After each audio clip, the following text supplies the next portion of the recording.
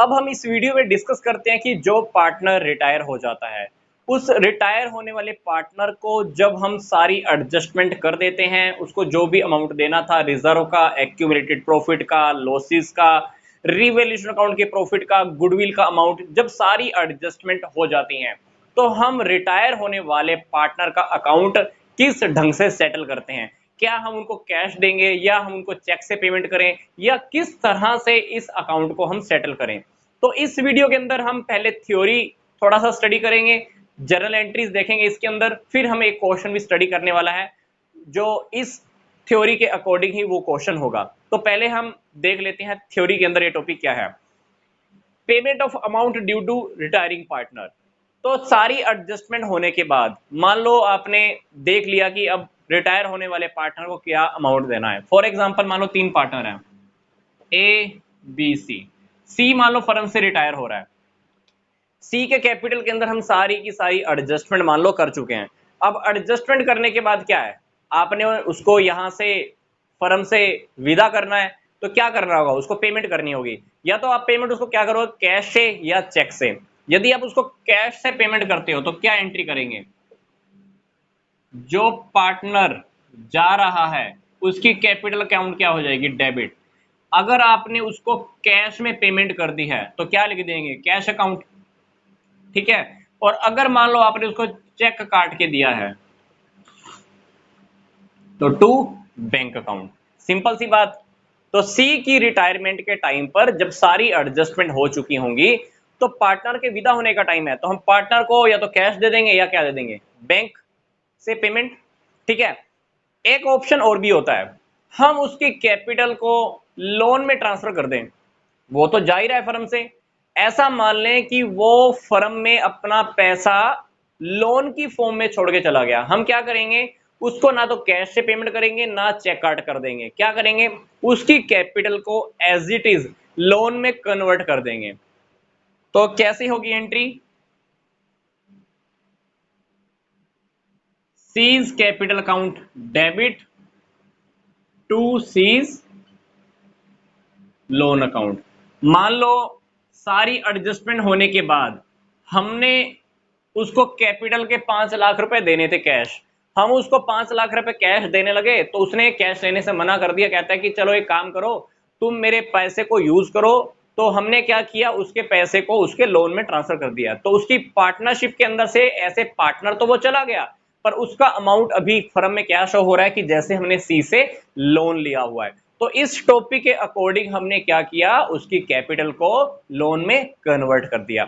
अब बात आती है कि क्वेश्चन में अगर हमको कोई बात क्लियर ही ना हो कि हमने उसको कैश में पेमेंट की या बैंक से पेमेंट की या लोन में ट्रांसफर किया, तो बाय डिफॉल्ट अगर आपके पास कोई क्लू ही नहीं है क्वेश्चन में, तो बाय डिफॉल्ट हम यही मानेंगे कि हमने उसकी कैपिटल को किस में कन्वर्ट करना है, लोन में ही कन्वर्ट करना है।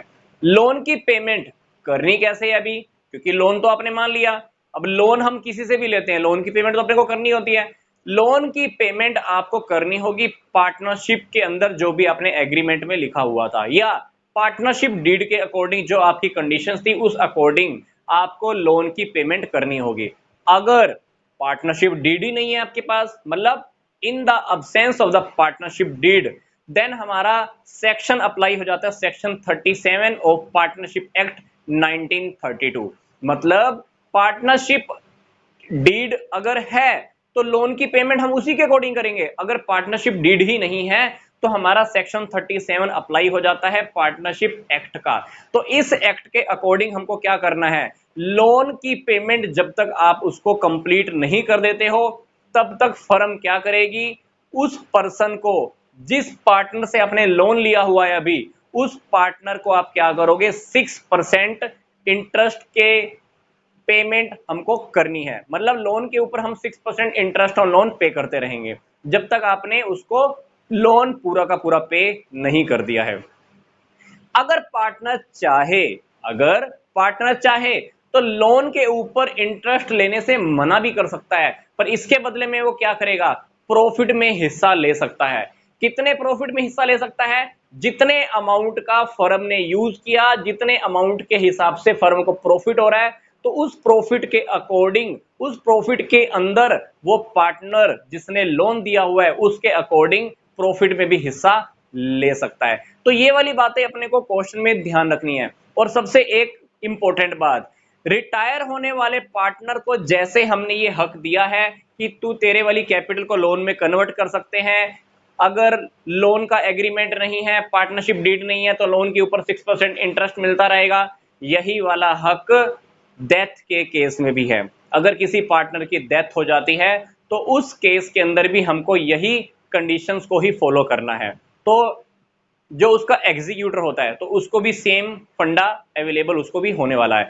तो अब हम एक क्वेश्चन देखते हैं, उस क्वेश्चन की हेल्प से हमारी ये जो बातें हमने भी डिस्कस की हैं ये हमारी सोल्व हो जाएंगी। क्वेश्चन स्टार्ट करने से पहले मैं आपको फिर से एक बात रिपीट कर रहा हूं, प्रैक्टिकल जितने भी क्वेश्चंस होंगे हमारे, अगर उस क्वेश्चन में रिटायर होने वाले पार्टनर की पेमेंट से रिलेटेड हमारे पास कोई लिंक नहीं है, मतलब हमने कैश पे किया या बैंक से पे किया, अगर हमारे पास कुछ नहीं है कहा हुआ, क्या मानकर चलेंगे, हमने उसकी कैपिटल को लोन में कन्वर्ट करना है। तो अब हम एक प्रैक्टिकल क्वेश्चन भी डिस्कस कर लेते हैं। तो क्वेश्चन क्या है, अपने पास चार पार्टनर हैं A B C D, ratio है इनका 1 2 3 4। डी फर्म से रिटायर होके जा रहा है, डी की रिटायरमेंट के टाइम पर ए और बी दोनों उसके शेयर को इक्वल इक्वल खुद ही गेन में ले रहे हैं, मतलब उसका हिस्सा जो है 4/10 वो ए और बी ने आपस में डिवाइड कर लिया है। मतलब इस क्वेश्चन के अकॉर्डिंग सी को डी के जाने की वजह से कुछ गेन नहीं हुआ, क्योंकि ए और बी ने उसका हिस्सा खुद एक्वायर कर लिया है, हाफ हाफ। ठीक है, अब बात आती है कि गुडविल फर्म की हमने कैलकुलेट की है डी की रिटायरमेंट के टाइम पर 1,20,000 रुपए। जर्नल रिजर्व भी हमारे पास शो हो रहे हैं बुक्स में, वो क्या है 1,00,000 रुपए। डी की कैपिटल भी बुक्स में सारी एडजस्टमेंट करने से पहले शो हो रही है 4,00,000 रुपए। आपको क्वेश्चन में क्या करना है, जर्नल एंट्रीज करनी है और डी जो हमारा रिटायर हो रहा है उसका कैपिटल अकाउंट प्रिपेयर करके दिखाना है। तो सिंपल सी बात, सबसे पहले हम क्या करते हैं, क्वेश्चन में हमारे पास जो जर्नल रिजर्व है आप चारों पार्टनर्स में 1 2 3 4 के रेशियो में डिवाइड कर दीजिए। तो क्या करोगे आप, जर्नल रिजर्व डेबिट किसको किसको, ए की कैपिटल बी की कैपिटल में चला जाएगा, सी की कैपिटल और डी की कैपिटल। जर्नल रिजर्व कितना है 1,20,000 रुपए, सॉरी 1,00,000 रुपए का। इस हाँ जर्नल रिजर्व 1,00,000 का है, 1,00,000 को हमने क्या करना है 1 2 3 4 में डिवाइड करना है। तो आप जब 1,00,000 रुपए को डिवाइड करोगे तो ए का 10,000, बी का 20,000, सी का 30,000, डी का 40,000। इसके बाद क्या हुआ, फर्म की गुडविल कैलकुलेशन हुई 1,20,000 रुपए। अब डी का शेयर देखिए कितना है 410, तो डी को गुडविल का कितना मिलने वाला है 410 मिलने वाला है। 410 काउंट करेंगे तो डी को 48,000 रुपए हमने गुडविल का अमाउंट पे करना है, पर कौन पे करेगा, ए और बी इक्वली ही देने वाले हैं। इक्वल क्यों देने वाले हैं, क्योंकि ए और बी ने डी का शेयर इक्वल ही एक्वायर किया है। तो डेफिनेटली 48,000 रुपए में से 24,000 ए और 24,000 बी देने वाला है। तो डेफिनेटली ए और बी के कैपिटल अकाउंट क्या हो जाएंगे, डेबिट हो जाएंगे। तो ए का कैपिटल अकाउंट डेबिट, बी का कैपिटल अकाउंट भी डेबिट, जा कौन रहा है डी, तो डी का कैपिटल अकाउंट आप क्या कर दीजिए, क्रेडिट कर दीजिए। कितना अमाउंट पे करना है हमने गुडविल का 48,000, तो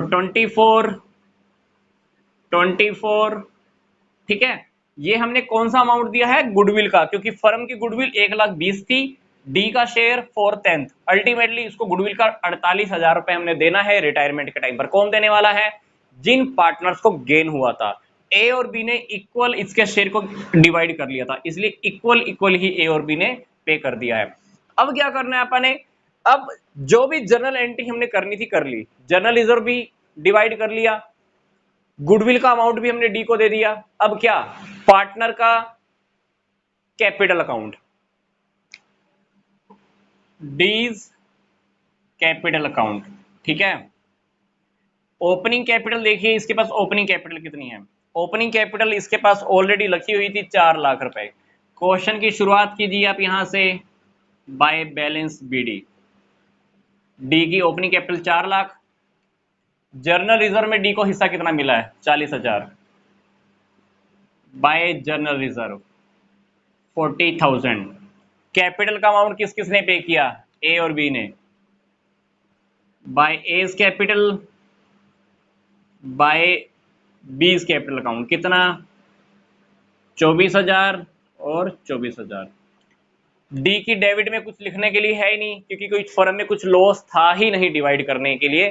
तो आप क्या कीजिए, अब इस क्वेश्चन में ये देखिए ध्यान से, डी का रिटायरमेंट के टाइम पे हमने पेमेंट कैसे करना है, क्वेश्चन में कोई बात क्लियर नहीं है।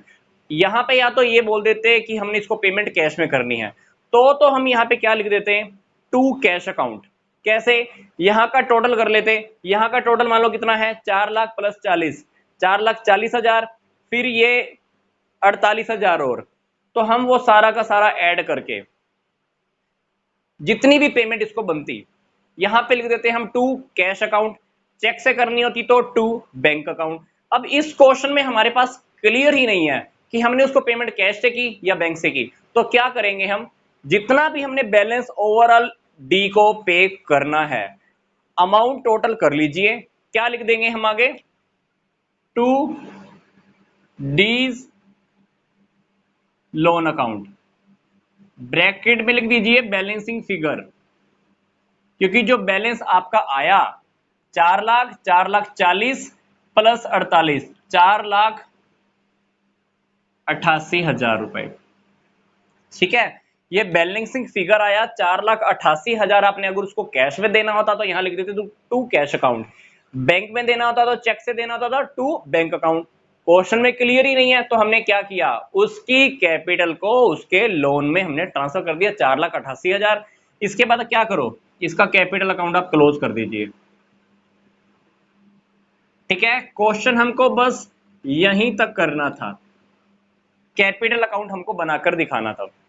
तो आई थिंक आपको ये टॉपिक समझ में आ गया होगा कि किसी भी इंफॉर्मेशन की अब्सेंस में जो पार्टनर रिटायर हो रहा है उसको जो हमने पेमेंट करनी है उसको हम लोन अकाउंट में ट्रांसफर कर देते हैं। अदरवाइज आपको क्वेश्चन में बिल्कुल क्लियरली बोल दिया जाएगा कि हमने कैश में पेमेंट करनी है या चेक से करनी है। ठीक है, तो नेक्स्ट वीडियो से हम पूरा फुल फ्लैश क्वेश्चन स्टडी कर रहे हैं, स्टार्ट करेंगे, जिसमें हमको रीवैल्यूएशन अकाउंट, पार्टनर्स के कैपिटल अकाउंट, फिर से बैलेंस शीट प्रिपेयर करना है, सब कुछ आपको सीखने को मिलेगा। तो जल्दी से मिलते हैं नेक्स्ट वीडियो में। तो यहां तक का वीडियो देखने के लिए आपका धन्यवाद।